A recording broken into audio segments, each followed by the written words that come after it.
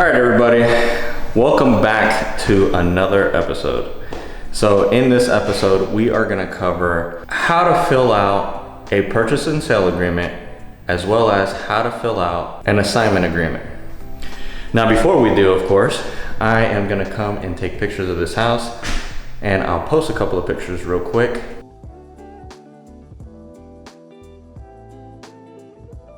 The reason why I wanted to start here in this house is to show you the power of these contracts. Now, before we get started, of course, if you're watching this on Instagram, shoot me a like, as well as if you're watching this on YouTube, like, subscribe, and hit the little bell notification icon down below. That way you can be notified anytime I drop some new videos, as well as share this video with somebody that might enjoy the content and might find the content helpful for them. Now, in this house, just to show you guys real quick, this house is actually not too bad. I mean, it's actually a pretty decent house. It's almost rentable in its current condition. I wanted to show you guys this house because this house I picked up with the contracts that are in the description below. And not only did I pick this up with those contracts, this house is currently listed with a realtor. Now, did I target her directly off of Zillow? I did not. I actually called the owner of this house, which he actually owns another house that we wholesale, and through the realtor we picked this house up, put it up under contract, and assigned it. So even with the realtor in place, we still were able to assign it. We worked with the realtor, we even paid her a commission of 3%, that way she could be happy, and we made some money. I mean, that's how powerful these contracts are. Now, are they going to work in all 50 states? I think so. I mean, I don't think you should have any problem making it work in all 50 states. Currently, I'm in North Carolina, which she even sent the contract to her broker in charge and they approved the contract, even though it was only 1 page long. They sent us a disclosure statement stating, of course, that they don't know if there's any lead-based paint, asbestos, a bomb, who knows, whatever other stuff is on the list for things that they have to basically make sure they're not liable for. But all in all, this goes to show you that anything is possible, even with a realtor. So don't be discouraged, guys, if you're wholesaling a property or trying to wholesale a property that the seller is like, look, I don't want to deal with you directly, deal with my realtor. As long as you explain to the realtor what you're doing, aka either me or one of my partners is going to buy this property, they have no problem whatsoever working with you. Now, make sure you set the expectation. Definitely tell them either me or one of my partners so they understand what is going to happen. Either you or somebody else is going to buy the property, but there is going to be a buyer. What was great for us was a buyer that I'm working with right now, they've already bought 3 of our properties, including one that is owned by the guy that owns this house. So he has about 7 or 8 houses, and we want to go ahead and try to sell them as well. And since we were able to make the last transaction happen, they know, okay, these guys are for real, they're not playing around, they're not here to waste my time picking up house by house by house.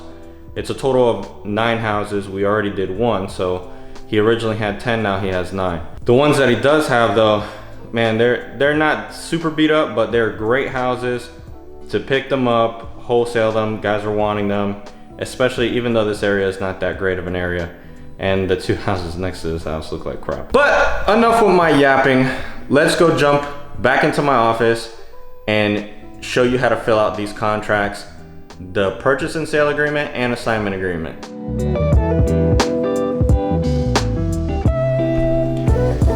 All right, so we're here in the office, and now we're gonna go ahead and fill out the purchase agreement that you're gonna use with your motivated seller. This is so you can lock up the property under contract. That way you can go ahead and wholesale it later on. So let's get started. So here I'm in case you're wondering, I'm inside of Google Sheets, or Google Docs, I should say. And I pulled up the purchase and sale agreement from my download section. If you go into any of my YouTube videos, you'll find the purchase and sale agreement link inside of the description.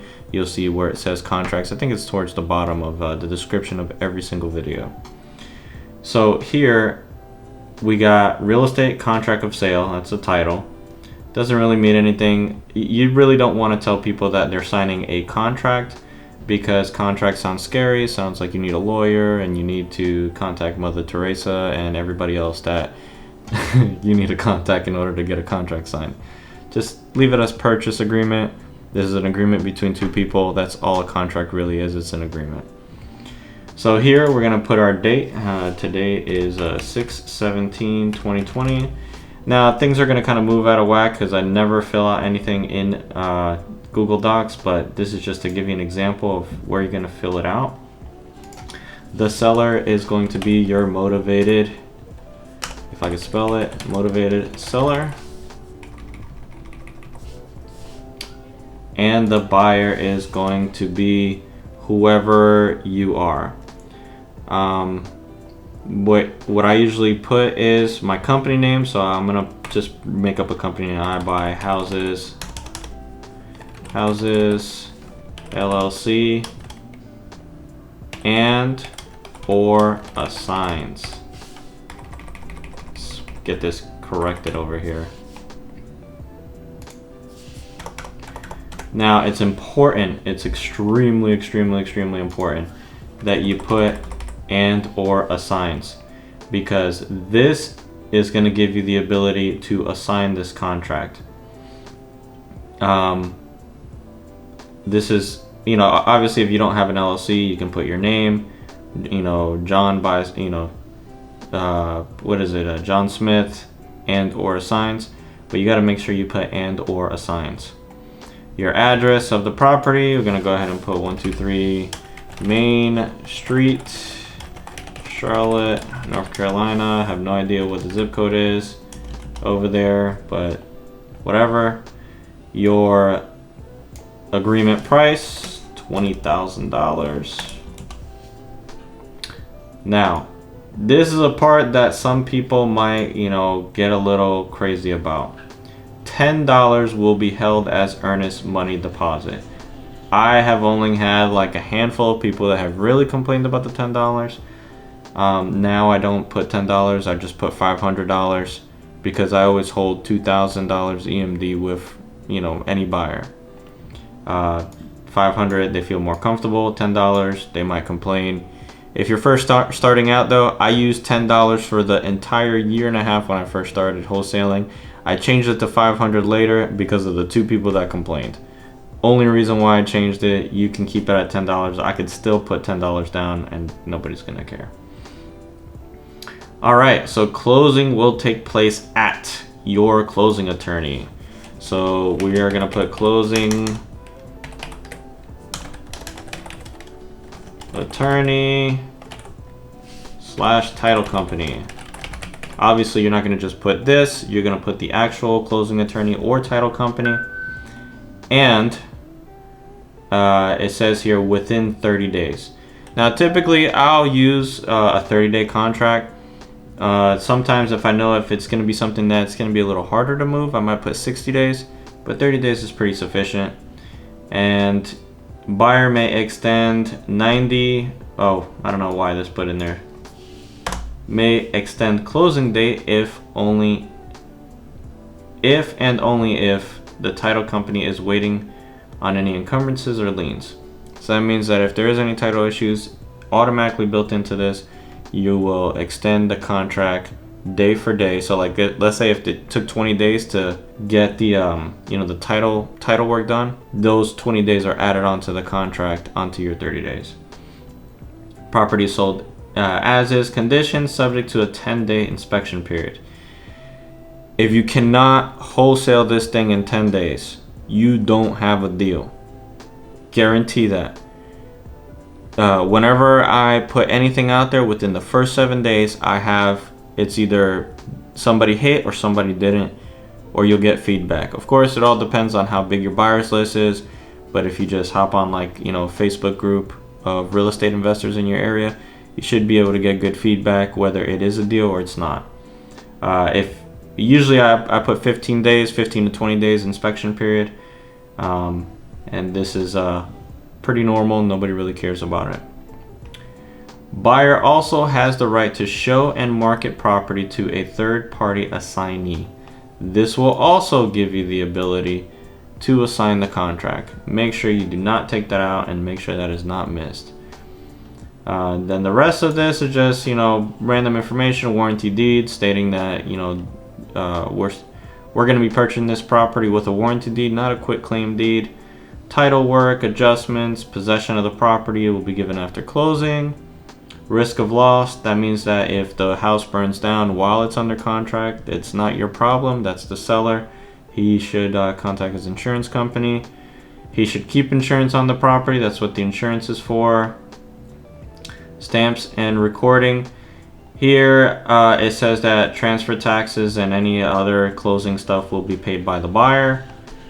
Here goes my favorite clause, buyer's right to terminate. Buyer shall have the right to terminate this contract for any reason or no reason by delivering to seller written notice of termination. So I put this in here because I want to make sure that I have the right to terminate this contract at any time. Even if I do go over the inspection period and I still can't sell it, I have the right to just say, hey, I'm backing away. You know, I'm not going to do anything here. I'm not going to buy it. I don't have the money to buy it, whatever it may be. You know, I have the right to terminate this. Then here it says default. If the seller defaults under the terms of this contract, seller will be liable for the amount owed to the title company. So if the seller backs out, they're going to have to pay any title fees, like, you know, title search fees to either the title company or the closing attorney. Usually I don't really I've never had a buyer back, or I'm sorry, I never had a seller back out, but if a seller does, eat the costs. I mean, you're gonna try to come after these people that probably have no money to begin with. There's no point.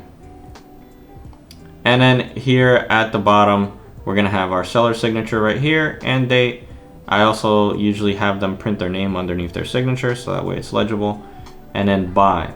Now if you're signing as a company, you want to go ahead and put your company name, Dan.Buys.Houses LLC. On the top, you're gonna put your signature. So mine will be Danny B as member, and then the date. Underneath it, put my name again, Danny B as member, and that's pretty much it. If you have two sellers in the motivated seller area, you're just gonna, what I usually do is I just put one seller up top, one seller on the bottom, and I'll have them, you know, I have a template where I just kind of move this around where I put like two sellers in there. And that's really it. If you have any issues filling out this contract, just go back and look over what we just went over. You don't have to know all of this by heart. You can Google these words if you don't understand anything. It's extremely simple. I have never had anybody ever question me about this. Whenever they have asked me, oh, how come you don't use the long, you know, 13-page document that North Carolina has? I simply tell them it's not needed. This is a great contract. It has everything we need, nothing that we don't need, and it's very simple. When people look at this, they don't feel like, oh, you know, I need to have my attorney look over this. We can read over it together, and it's pretty understandable. And that's pretty much it. You guys can go out and get this contract again from my bio, from the description in my videos, and lock up properties. Now we're gonna go over the assignment agreement, which I gotta find. All right, in this part, we're gonna fill out the assignment agreement. This is gonna be a little bit more complicated than selling out the purchase and sale agreement, but it's not that much more complicated. The only reason why I say it's a little complicated is just using some funny words that kind of throw you off a little bit. But it's pretty simple, pretty straightforward. Now we're looking here at the agreement to assign contract for sale and purchase. Now this agreement is made. You are the assignor, the assignee is your end buyer. So here I would put my name, and my screen just turned off, hold on. And my buyer LLC. So buyer LLC. They are the buyer of the property. I'm just gonna space this out so it looks right. So they are gonna be your assignee. You're gonna go ahead and put your subject property, which, you know, 123 Main Street, Charlotte, North Carolina. Whereas the buyer, which is me again, so Dan.Buys.Houses LLC. The seller. Now this is gonna include the information of your seller. So your seller was, let's say, John Smith is the owner of this property. You're gonna put their information there, because I mean, eventually they're gonna ask you for the original contract to make sure that you have it under contract. Purchase to assignee. So here goes your assignee, Buyers LLC, in exchange for compensation in the amount of. This is where you're gonna put your assignment fee. So we're gonna say that the assignment fee is $10,000. Well, what I do is I type it here, sorry, $10,000, and I'll put the physical dollar amount here. That way nobody gets confused on how much it is. Buyer assigner will collect a non-refundable deposit of 20% or agreed. I usually do 2,000 on these little tiny houses that are worth like 20 grand, with a balance of $8,000 due at closing. And this is just more information that the assigner, you know, can't back out unless they have written notice, blah, blah, blah, that I keep their EMD if they don't close on the property. And then, you know, I put my signature, they put their signature. Well, actually, no. This is kind of off. I don't ever really fill this out in Excel or anything like that. I use DocHub for all my signature requests. You can find it in my description. Shout out to them, even though I don't get paid for it, but they are a great service. I have had a lot of success with them. You're supposed to have, of course, you as the assignor, your signature, and the assignee's signature. I don't know why this messed it up, or I gotta probably fix it so that way you guys can have the right stuff. But that's pretty much it. It's as simple as that, people. There's no extra things, no extra steps that need to be done. As soon as you find a seller, get them to sign your purchase agreement. Then you find a buyer. If it's a good deal, you'll find one pretty fast, and have them sign the assignment agreement. That's all you need. So I hope you guys found this video informative, and I hope that it helped you out in some way. I know that when I first started wholesaling, the whole concept of just having 2 contracts scared the crap out of me. Maybe it was just because I was afraid of it, because I had never done anything like that before. The only contracts I've ever signed was a cell phone contract. It's way easier than you would ever think. I know a lot of you are probably beating your heads at home saying there's gotta be more, there's gotta be more, and I promise you there's nothing else needed. You know, you're always gonna solve problems in between those 2 phases, you know, getting a contract signed and getting an assignment agreement signed. It's not that bad. You know, you learn along the way. Close your first transaction, and I promise you it'll change the way you feel and think forever. If you're watching this on Instagram, shoot me a like, as well as if you're watching this on YouTube, like, subscribe, and hit the little bell notification icon down below. That way you can be notified when I drop some new videos. I hope you guys found this informative. I really hope it helped you out. It's something I've been trying to do for a long time, just never had the time to do it. So I'll catch you guys later, and have a good one. Hope you're closing some deals.